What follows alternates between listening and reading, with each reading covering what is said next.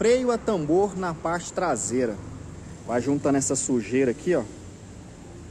Dá aquele barulho estranho no freio. Você freia daquele barulhão, parecendo um transurbão, parecendo um ônibus freando. Às vezes não é porque a lona acabou, não. Às vezes é só uma limpeza.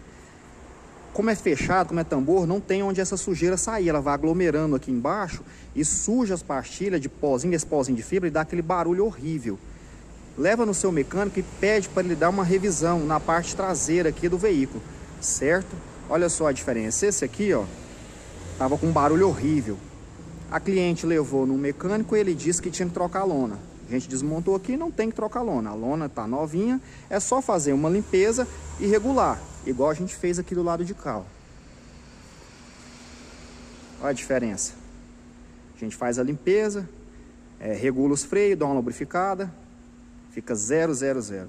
Não precisa gastar trocando peça, igual o outro mecânico da outra oficina falou. Tá vendo? As lonas estão novinhas. Vai parar aquele barulho e o freio vai funcionar 100%. Beleza?